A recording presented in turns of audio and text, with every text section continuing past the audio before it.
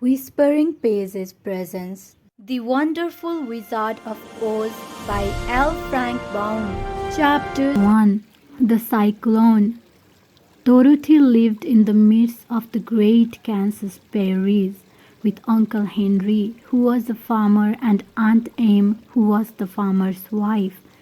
Their house was small, for the lumber to build it had to be carried by wagon many miles.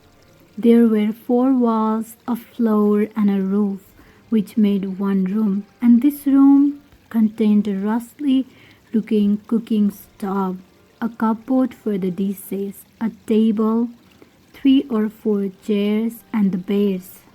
Uncle Henry and Aunt Em had a big bed in one corner, and Dorothy a little bed in another corner.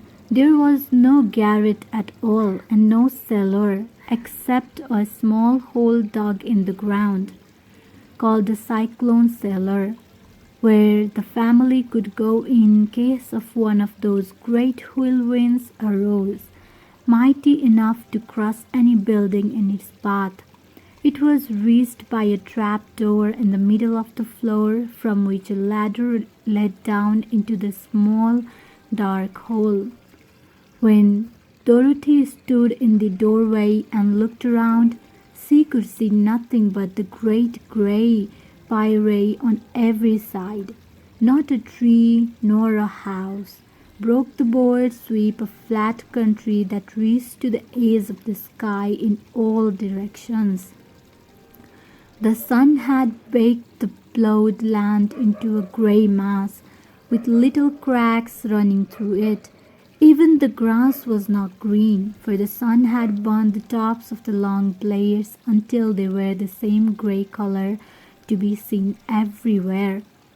Once the house had been painted, but the sun blistered the paint and the rains washed it away, and now the house was as dull and grey as everything else.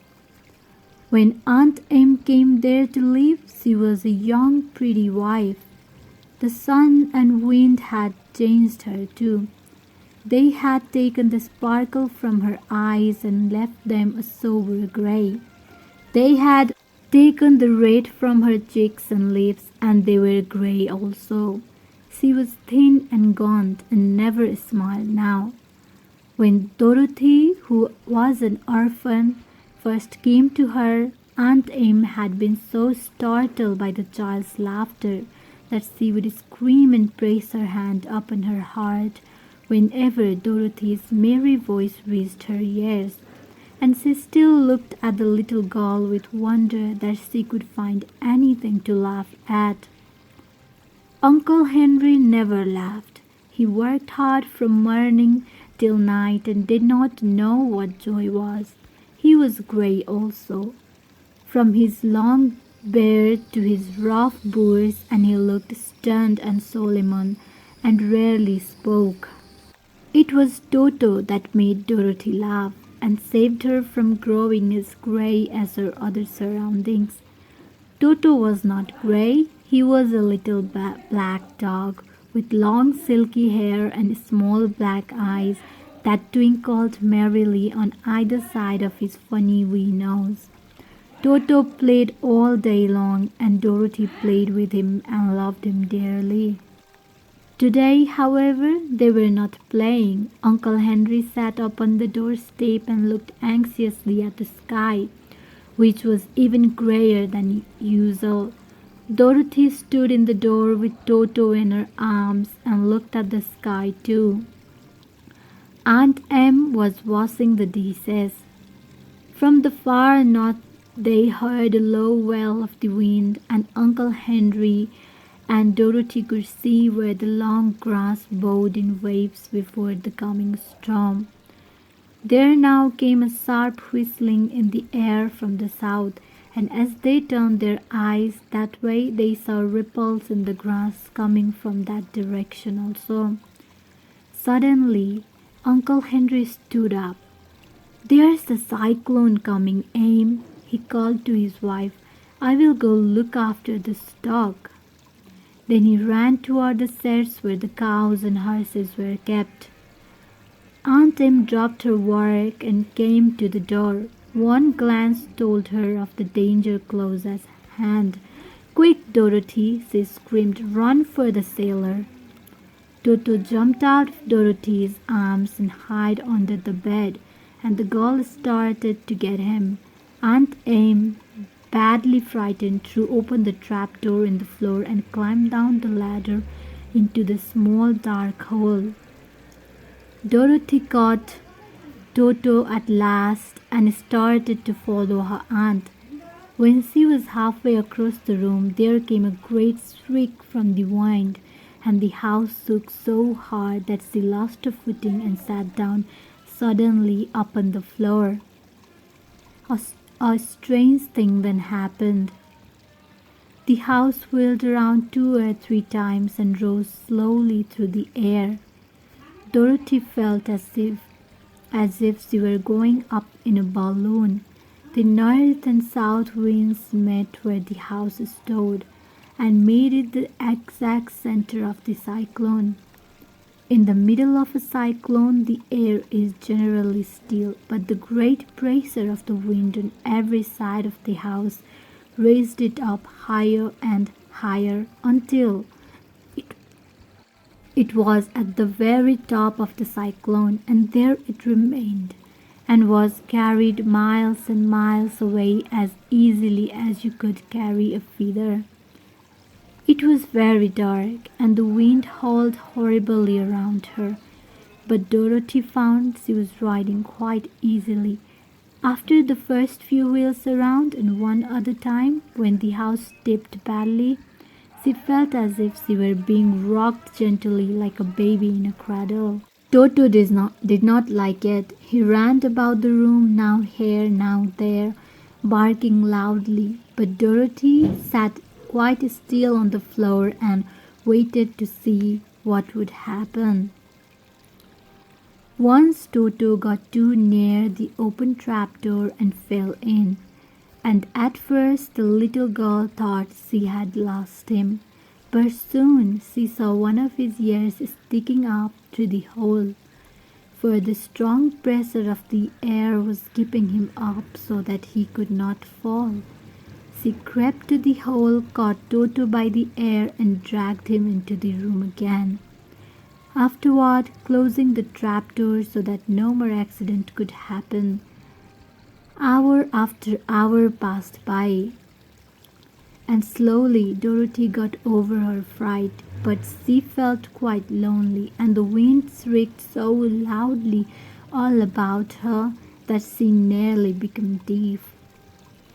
At first she had wondered if she would be dashed to pieces when the house fell again, but as the hours passed and nothing terrible happened, she stopped worrying and resolved to wait calmly and see what the future would bring.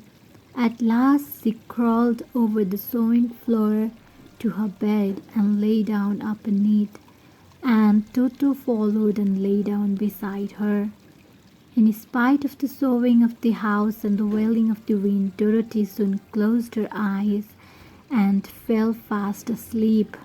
Chapter 2. The Council with the Munchkins. She was awakened by a shock so sudden and sharp that if Dorothy had not been lying on the soft bed, she might have been hurt. As it was, the jar made her catch her breath and wonder what had happened, and Toto put his cold little nose into her face and whined dismally. Dorothy sat up and noticed that the house was not moving, nor was it dark, for the bright sunshine came in at the window, flooding the little room. She sprang from her bed and with Toto at her heels ran and opened the door. The little girl gave a cry of amazement and looked about her, her eyes growing bigger and bigger at the wonderful sights she saw. The cyclone had set the house down very gently, for a cyclone in the midst of a country of marvelous beauty. There were lovely patches of greensward all about, with stately trees bearing rich and luscious fruits. Banks of gorgeous flowers were on every hand, and birds with rare and brilliant plumage sang and fluttered in the trees and bushes. A little way off was a small brook, rushing and sparkling along between green banks and murmuring in a voice very grateful to a little girl who had lived so long on the dry grey prairies. While she stood looking eagerly at the strange and beautiful sights, she noticed coming toward her a group of the queerest people she had ever seen. They were not as big as the grown folk she had always been used to, but neither were they very small. In fact, they seemed about as tall as Dorothy, who was a well-grown child for her age, although they were, so far as looks go, many years older. Three were men and one a woman, and all were oddly dressed. They wore round hats that rose to a small point a foot above their heads, with little bells around the brims that tinkled sweetly as they moved. The hairs of the men were blue, the little woman's hat was white, and she wore a white gown that hung in plaits from her shoulders. Over it were sprinkled little stars that glistened in the sun like diamonds. The men were dressed in blue of the same shade as their hats, and wore well-polished boots with a deep roll of blue at the tops. The men, Dorothy thought, were about as old as Uncle Henry, for two of them had beards. But the little woman was doubtless much older. Her face was covered with wrinkles, her hair was nearly white, and she walked rather stiffly. When these people drew near the house where Dorothy was standing in the doorway, they paused and whispered among themselves, as if afraid to come farther. But the little old woman walked up to Dorothy, made a low bow, and said in a sweet voice, "You are welcome, most noble Sorceress, to the land of the Munchkins. We are so grateful to you for having killed the wicked witch of the East and for setting our people free from bondage." Dorothy listened to this speech with wonder. What could the little woman possibly mean by calling her a sorceress and saying she had killed the wicked witch of the East? Dorothy was an innocent, harmless little girl who had been carried by a cyclone many miles from home, and she had never killed anything in all her life. But the little woman evidently expected her to answer, so Dorothy said with hesitation, "You are very kind, but there must be some mistake. I have not killed anything." "Your house did, anyway," replied the little woman with a laugh. "And that is the same thing. See," she continued, pointing to the corner of the house. "There are her 2 feet still sticking out from under a block of wood." Dorothy looked and gave a little cry of fright. There, indeed, just under the corner of the great beam the house rested on, 2 feet were sticking out, shod in silver shoes with pointed toes. Oh dear," cried Dorothy, clasping her hands together in dismay. "The house must have fallen on her. Whatever shall we do?" "There is nothing to be done," said the little woman calmly. "But who was she?" asked Dorothy. "She was the wicked witch of the East, as I said," answered the little woman. "She has held all the Munchkins in bondage for many years, making them slave for her night and day. Now they are all set free and are grateful to you for the favor." "Who are the Munchkins?" inquired Dorothy. "They are the people who live in this land of the East where the Wicked Witch ruled." "Are you a Munchkin?" asked Dorothy. "No, but I am their friend, although I live in the land of the North. When they saw the Witch of the East was dead, the Munchkins sent a swift messenger to me, and I came at once. I am the Witch of the North." "Oh, gracious!" cried Dorothy. "Are you a real witch?" "Yes, indeed," answered the little woman. "But I'm a good witch, and the people love me. I'm not as powerful as the wicked witch was who ruled here, or I should have set the people free myself." "But I thought all witches were wicked," said the girl, who was half frightened at facing a real witch. "Oh, no, that is a great mistake. There were only 4 witches in all the land of Oz, and the 2 of them, those who live in the North and the South, are good witches. I know this is true, for I am one of them myself, and cannot be mistaken. Those who dwelt in the East and the West were indeed wicked witches. But now that you have killed one of them, there is but one wicked witch in all the land of Oz, the one who lives in the West." "But," said Dorothy, after a moment's thought, "Aunt Em has told me that the witches were all dead, years and years ago." "Who is Aunt Em?" inquired the little old woman. "She is my aunt who lives in Kansas, where I came from." The Witch of the North seemed to think for a while, with her hand bowed and her eyes upon the ground. Then she looked up and said, "I do not know where Kansas is, for I have never heard that country mentioned before. But tell me, is it a civilized country?" "Oh, yes," replied Dorothy.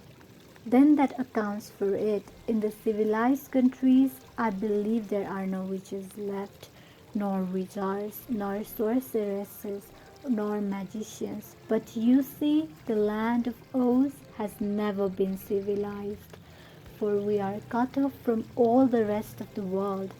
Therefore, we still have witches and wizards among us."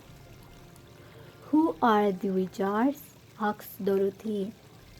"Oz himself is the great wizard," answered the witch, sinking her voice to a whisper. "He is more powerful than all the rest of us together. He lives in the city of emeralds." Dorothy was going to ask another question, but just then the Munchkins, who had been standing silently by, gave a loud shout and pointed to the corner of the house where the wicked witch had been lying. "What is it?" asked the little old woman, and looked and began to laugh. The feet of the dead witch had disappeared entirely, and nothing was left but the silver shoes. "She was so old," explained the Witch of the North, "that she dried up quickly in the sun.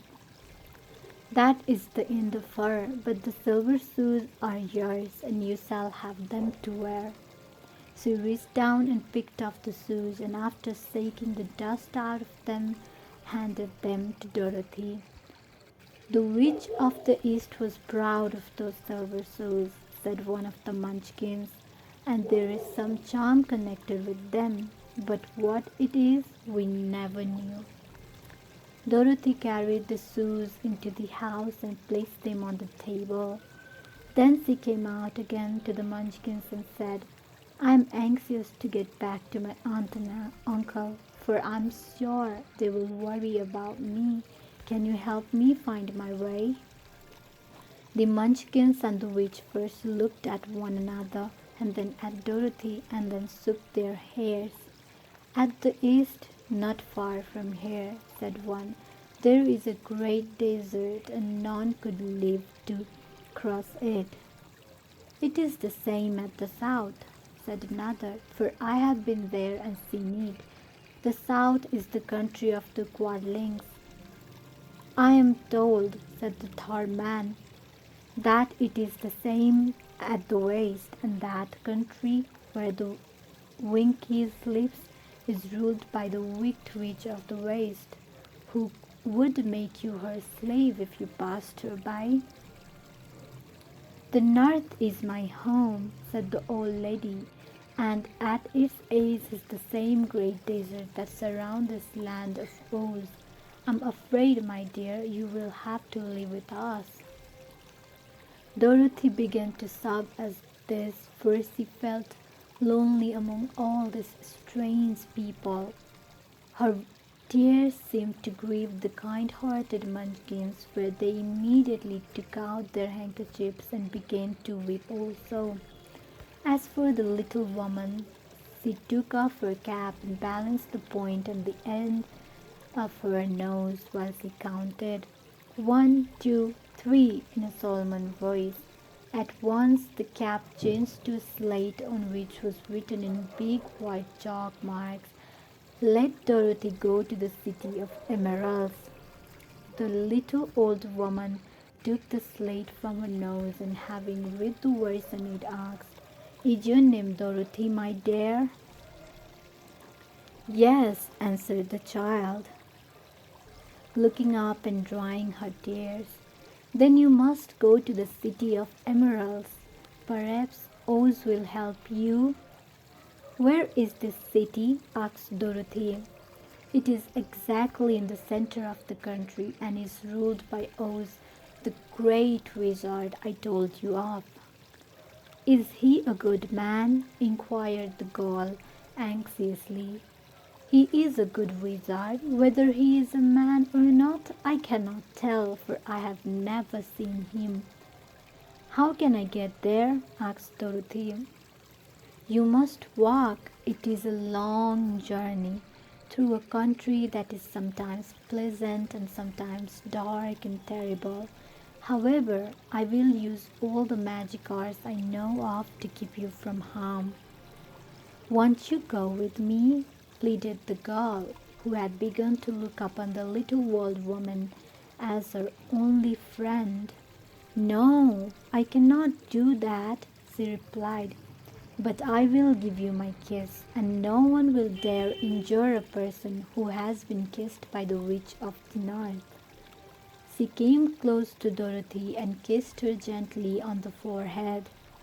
Where her lips touched the girl, they left a round shining mark, as Dorothy found out soon after.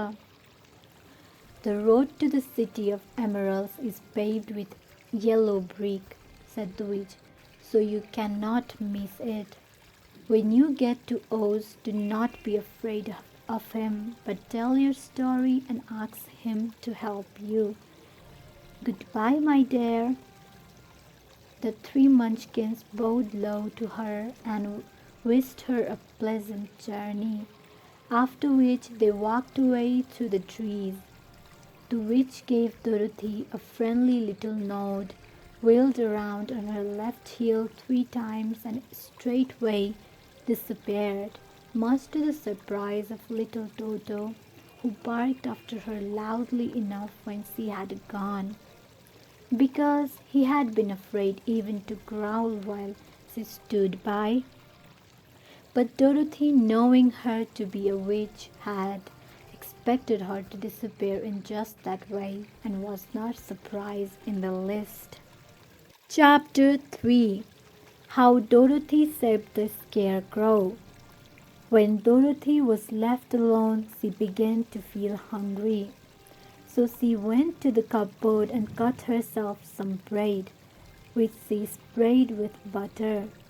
She gave some to Toto, and taking a pail from the shelf, she carried it down to the little brook and filled it with clear, sparkling water. Toto ran over to the trees and began to bark at the birds sitting there. Dorothy went to get him and saw such delicious fruit hanging from the branches that she gathered some of it, finding it just what she wanted to help out her breakfast. Then she went back to the house, and having helped herself and Toto to a good drink of the cool, clear water, she set about making ready for the journey to the City of Emeralds. Dorothy had only one other dress, but that happened to be clean and was hanging on a peg beside her bed. It was gingham, with checks of white and blue, and although the blue was somewhat faded with many washings, it was still a pretty frock.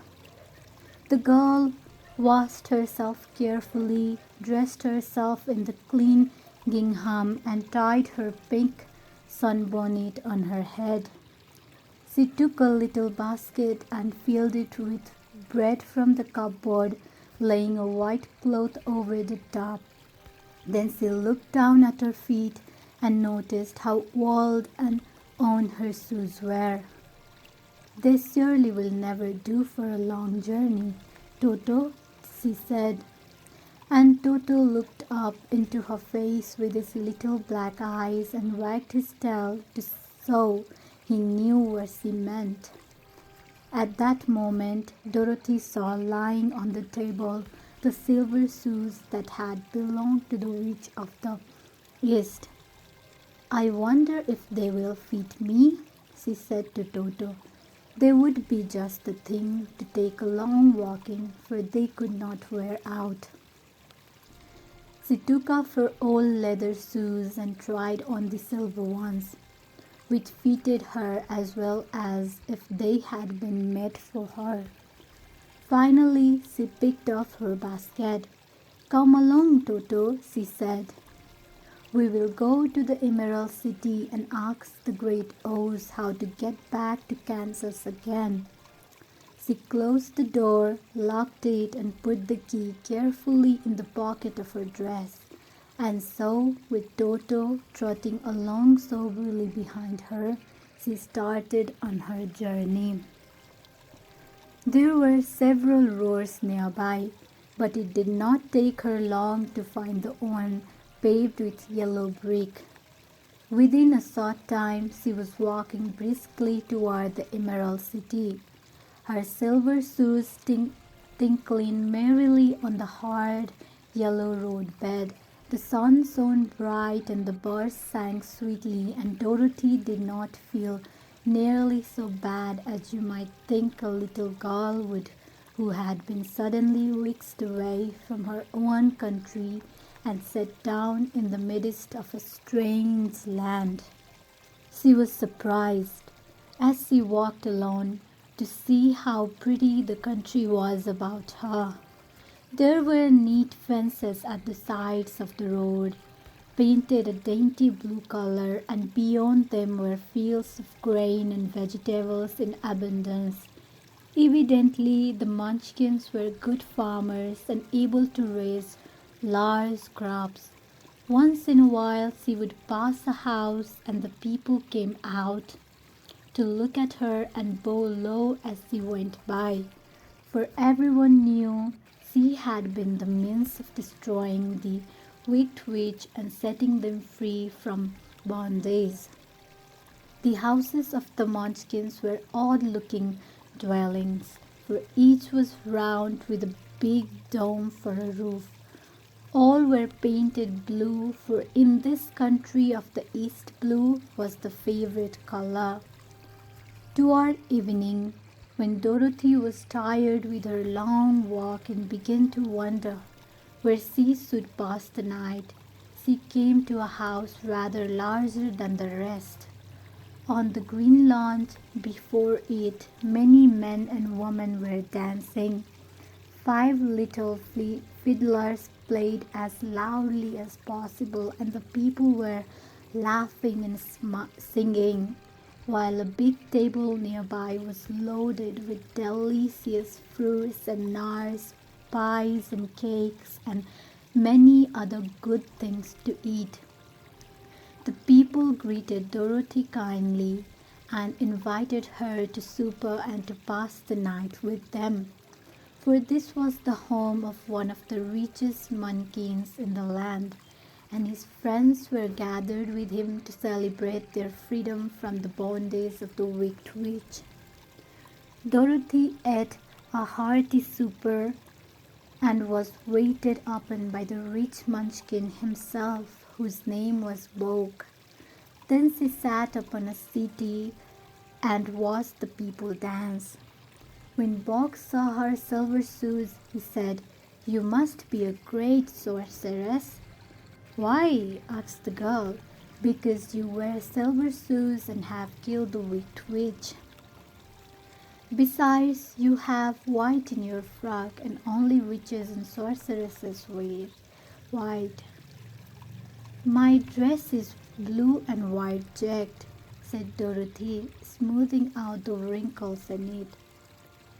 "It is kind of you to wear that," said Baum. "Blue is the color of the Munchkins, and white is the witch color, so we know you are a friendly witch." Dorothy did not know what to say to this, for all the people seemed to think her a witch, and she knew very well she was only an ordinary little girl who had come by the chance of Cyclone into a strange land. When he gave her a room with when she had tried watching the dancing, Baum led her into the house, where he gave her a room with a pretty bed in it. The sheets were made of blue cloth, and Dorothy slept soundly in them till morning, with Toto curled up on the blue rug beside her. She ate a hearty breakfast and watched a wee Munchkin baby, who played with Toto and pulled his tail and crowed and laughed in a way that greatly amused Dorothy. Toto was a fine curiosity to all the people, for they had never seen a dog before. "How far is it to the Emerald City?" the girl asked. "I do not know," answered Baum gravely, "for I have never been there. It is better for people to keep away from Oz unless they have business with him. But it is a long way to the Emerald City, and it will take you many days. The country here is rich and pleasant, but you must pass through rough and dangerous places before you reach the end of your journey." This worried Dorothy a little, but she knew that only the great Oz could help her get to Kansas again, and she bravely resolved not to turn back. She bade her friends goodbye and again started along the road of yellow brick. When she had gone several miles, she thought she would stop to rest, and so climbed to the top of the fence beside the road and sat down.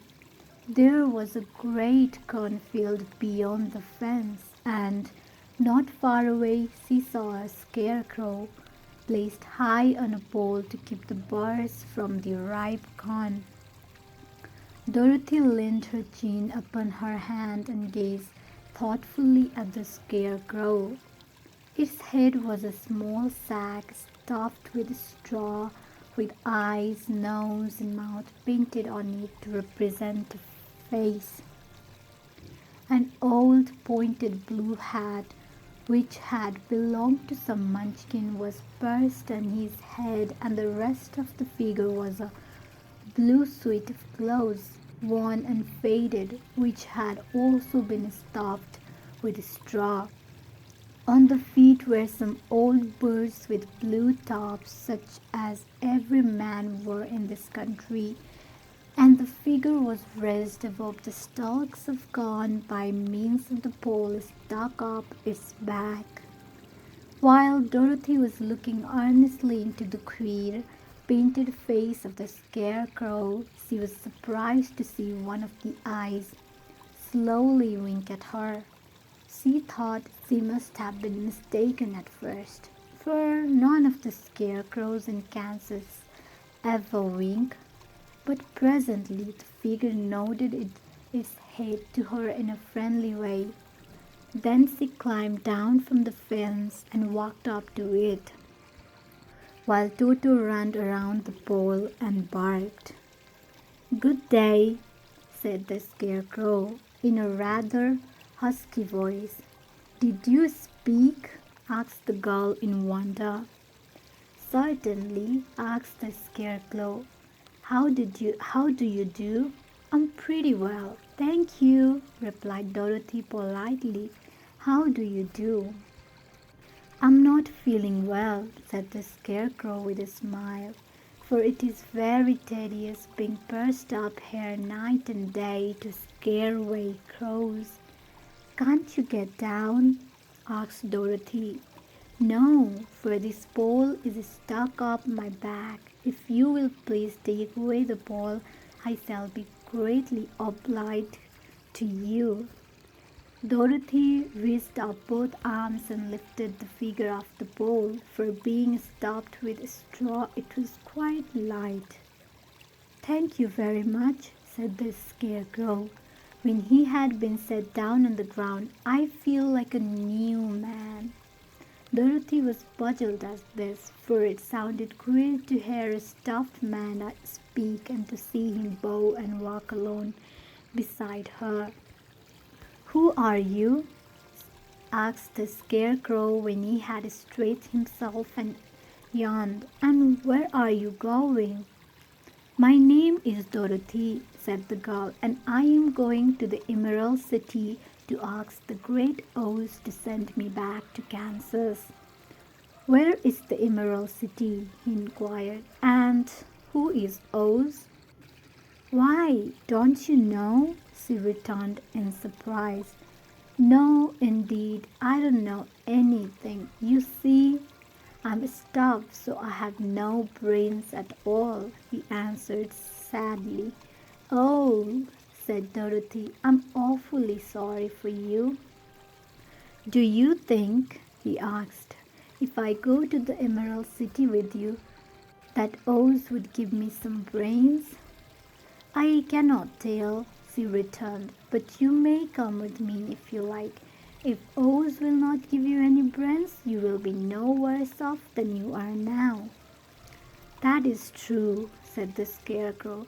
"You see," he continued confidentially, "I don't mind my legs and arms and body being stuffed, but I cannot get hurt. If anyone treads on my toes or sticks a pin into me, it doesn't matter, for I can't feel it, but I do not want people to call me a fool.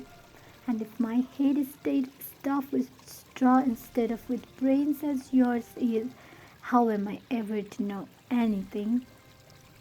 "I understand how you feel," said the little girl, who was truly sorry for him. "If you will come with me, I will ask Oz to do all he can for you." "Thank you," he answered gratefully. They walked back to the road. Dorothy helped him over the fence, and they started along the path of yellow brick for the Emerald City. Toto did not like this addition to the party at first. He smelled around the stuffed man as if he suspected there might be a nest of rats in the straw, and he often growled in an unfriendly way at the Scarecrow. "Don't mind Toto," said Dorothy to her new friend. "He never bites." "Oh, I'm not afraid," replied the Scarecrow. "He can't hurt the straw. Do let me carry that basket for you. I shall not mind it, for I can get tired. I will tell you a secret," he continued as he walked alone. "There is only one thing in the world I'm afraid of." "What is that?" asked Dorothy. "The Munchkin farmer who made you?" "No," answered the Scarecrow. "It's a lighted match." Chapter 4. The Road Through the Forest. After a few hours, the road began to be rough, and the walking grew so difficult that the Scarecrow often stumbled over the yellow bricks, which were here very uneven. Sometimes, indeed, They were broken or missing altogether, leaving holes that Toto jumped across and Dorothy walked around. As for the Scarecrow, having no brains, he walked straight ahead, and so stepped into the holes and fell at full length on the hard bricks. It never hurt him, however, and Dorothy would pick him up and set him upon his feet again, while he joined her in laughing merrily at his own mishap. The farms were not nearly so well cared for here as they were farther back. There were fewer houses and fewer fruit trees, and the farther they went, the more dismal and lonesome the country became. At noon, they sat down by the roadside near a little brook, and Dorothy opened her basket and got out some bread. She offered a piece to the Scarecrow, but he refused. "I am never hungry," he said, "and it is a lucky thing I am not, for my mouth is only painted, and if I should cut a hole in it so I could eat, the straw I am stuffed with would come out, and that would spoil the shape of my head." Dorothy saw at once that this was true, so she only nodded and went on eating her bread. "Tell me something about yourself and the country you came from," said the Scarecrow, when she had finished her dinner. So she told him all about Kansas, and how grey everything was there, and how the cyclone had carried her to this queer land of Oz. The Scarecrow listened carefully and said, "I cannot understand why you should wish to leave this beautiful country and go back to the dry, grey place you call Kansas." "That is because you have no brains," answered the gull. "No matter how dreary and grey our homes are, we people of flesh and blood would rather live there than in any other country, be it ever so beautiful. There is no place like home." The Scarecrow sighed. "Of course I cannot understand it," he said. "If your heads were stuffed with straw like mine, you would probably all live in the beautiful places, and then Kansas would have no people at all. It is fortunate for Kansas that you have brains." "Won't you tell me a story while we are resting?" asked the child. The Scarecrow looked at her reproachfully and answered, "My life has been so short that I really know nothing whatever. I was only made the day before yesterday. What happened in the world before that time is all unknown to me. Luckily, when the farmer made my head, one of the first things he did was to paint my ears, so that I heard what was going on. There was another Munchkin with him, and the first thing I heard was the farmer saying, 'How do you like those ears?' 'They aren't straight,' answered the other. 'Never mind,' said the farmer. 'They are yours just the same,' which was true enough. 'Now I will make the eyes,' said the farmer. So he painted my right eye, and as soon as it was finished, I found myself looking at him and at everything around me with a great deal of curiosity, for this was my first glimpse of the world." "That's a rather pretty eye," remarked the Munchkin, who was watching the farmer. "Blue paint is just the color for eyes." "I think I'll make the other a little bigger," said the farmer. And when the second eye was done, I could see much better than before. Then he made my nose and my mouth, but I did not speak, because at that time I didn't know what a mouth was for. I had the fun of watching them make my body and my arms and legs, and when they fastened on my head at last, I felt very proud, for I thought I was just as good a man as anyone. This fellow will scare the crows fast enough, said the farmer. He looks just like a man. Why, he is a man, said the other, and I quite agreed with him. The farmer carried me under his arms to the cornfield and set me up on a tall stake where you found me. He and his friend soon after walked away and left me alone. I did not like to be deserted this way, so I tried to walk after them, but my feet would not touch the ground and I was forced to stay on that pole.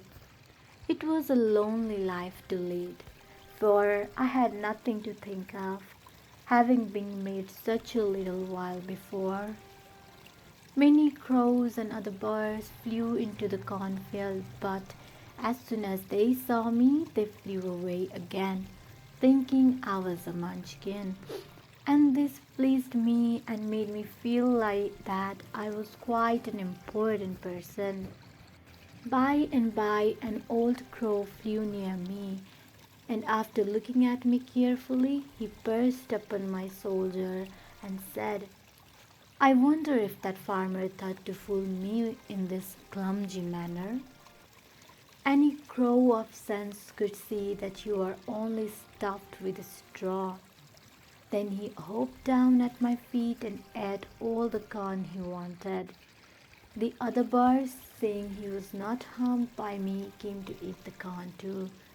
So in a short time there was a great flock of them about me. I felt sad at this, for it shows I was not such a good scarecrow after all. But the old crow comforted me, saying, if you only had brains in your head, you would be as good a man as any of them, and a better man than some of them. Brains are the only things worth having in this world, no matter whether one is a crow or is a man. After the crows had gone, I thought this over and decided I would try hard to get some brains. By good luck, you came along and pulled me off the stake. And from what you say, I'm sure the great Oz will give me brains as soon as we get to the Emerald City. I hope so, said Dorothy earnestly, since you seem anxious to have them. Oh, yes, I'm anxious, returned the Scarecrow. It is such an uncomfortable feeling to know one is a fool. Well, said the girl, let us go. And she handed the basket to the Scarecrow. There were no fences at all by the roadside now, and the land was rough and untilled. Toward evening they came to a great forest where the trees grew so big and close together that their branches met over the road of yellow brick. It was almost dark under the trees, for the branches shut out the daylight, but the travelers did not stop and went on into the forest. If this road goes in, it must come out, said the Scarecrow. And as the Emerald City is at the other end of the road, we must go whenever it leads us. Anyone would know that, said Dorothy. Certainly, that is why I know it, returned the Scarecrow. If it required brains to figure it out, I never should have said it. After an hour or so, the light faded away, and they found themselves stumbling along in the darkness. Dorothy could not see at all, but Toto could. For some dogs see very well in the dark, and the Scarecrow declared he could see as well as by day. So he took hold of his arm and managed to get along fairly well. "If you see any house or any place where we can pass the night," she said, "you must tell me, for it is very uncomfortable walking in the dark." Soon after, the Scarecrow stopped. "I see a little cottage at the right of us," he said, "built of logs and branches. Shall we go there?"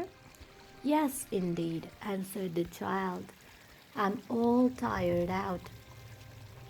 So the Scarecrow led her through the trees until they reached the cottage, and Dorothy entered and found a bed of dried leaves in one corner. She lay down at once, and with Toto beside her, soon fell into a sound sleep. The Scarecrow, who was never tired, stood up in the another corner and waited patiently until morning came. Thank you for spending your time here with this story. I hope it helped you relax and learn English at the same time. Don't forget to like, subscribe, and continue your English learning journey with more classic audiobooks. See you in the next video.